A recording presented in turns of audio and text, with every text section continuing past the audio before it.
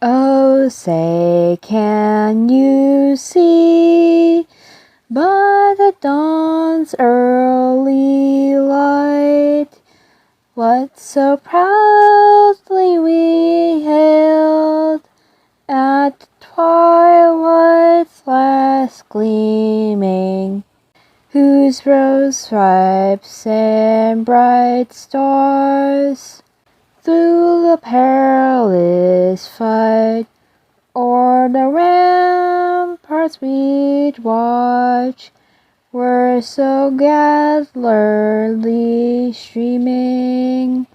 In the rocket's red glare, the bombs bursting in the air gave proof through the night that our flag was still there. Oh, say, does that Star-spangled Banner yet wave o'er the land of the free and the home of the brave? Okay, I need to work on my singing. But anyhow, the history of Americans' national anthem should be widely known, so I thought I'll sing at the beginning, even if my voice for singing is a little bad. But when doing the history search for the anthem, I have found a lot of hidden and a lot tied to one person, that being the one who made the anthem. So let's start getting into by talking about our anthem, the Star-Spangled Banner, from the government section from Story of America cards.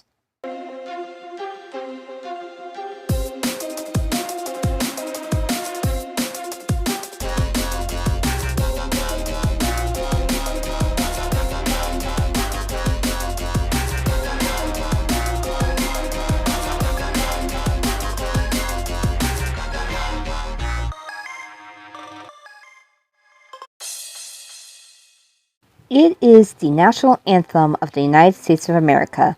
The lyrics come from Defense of Fort McHenry, a poem written on September 14, 1814 by 35-year-old lawyer and amateur poet Francis Scott Key. After witnessing the bombardment of Fort McHenry by British ships of the Royal Navy in Baltimore Harbor during the Battle of Baltimore in the War of 1812. He was inspired by the U.S. flag with 15 stars and 15 stripes, known as the Star-Spangled Banner, flying triumphantly above the fort during the U.S. victory. One of the last British successes during the War of 1812 was the attack on the nation's capital, Washington, D.C. In August of 1814, following its victory, the British set fire to the White House and nearly every important building in the city.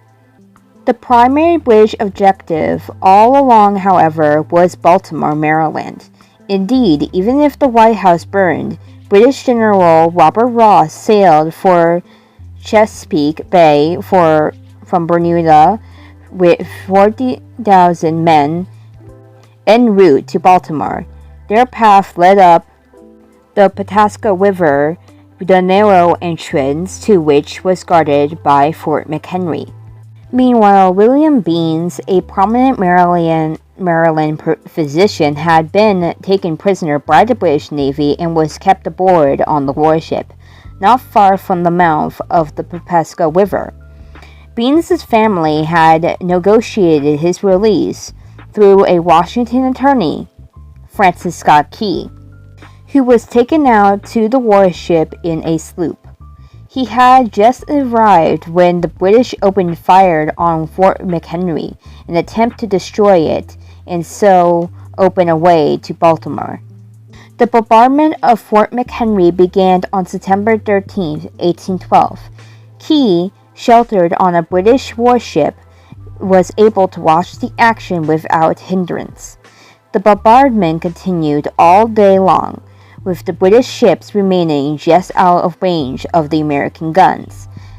As night fell, Key could clearly see the American flag waving from the battlements above the fort. With darkness, the British moved closer, but the American guns again forced them back. When dawn broke on September 14, 1814, the Stars and Stripes still flew proudly over Fort McHenry. The bombardment, which continued for 25 hours in all, had profound effect on Key. The fort, the flag, the rockets and flares, the smell of gunpowder all inspired him to write a poem to tune of a famous English drinking song of the day, "To Arken in Heaven."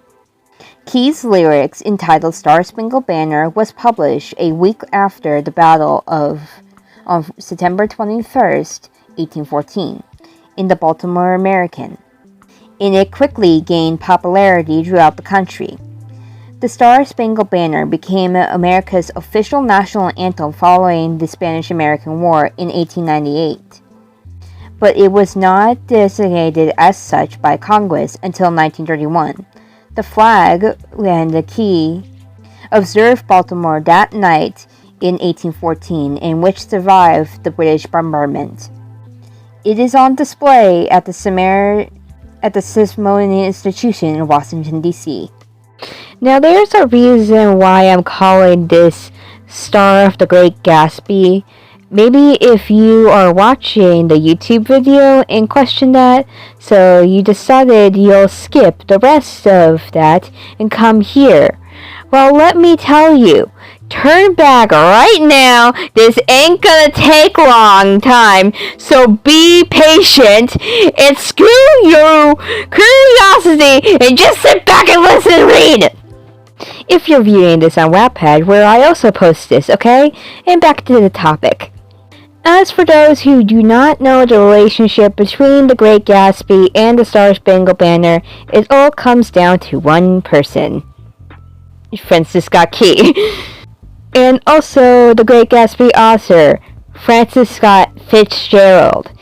He is the distant cousin of Francis Scott Key. So, yeah, you see where he gets the first letters in his name from. His parents named him after his cousin. But that's not all the wacky things that's related to the Star-Spangled Banner, because my dad looked it up, but this guy, 160 years ago, today, probably not today when I'm posting this, but a congressman named Daniel Sickles, whose leg is also in the Smithsonian, which he lost in the Battle of Gettysburg. Well, he killed the son of Francis Scott Key by shooting him, and this was because he cheated on Daniel's wife. I know that doesn't sound like the Star-Spangled Banner anymore, but hey, it's related to one person, Francis Scott Key. And so that was the Star-Spangled Banner. So see you next time when I upload. You know, if Francis' son was killed and shot because he cheated on that guy's wife, why does that sound like Tom's affair and Gatsby's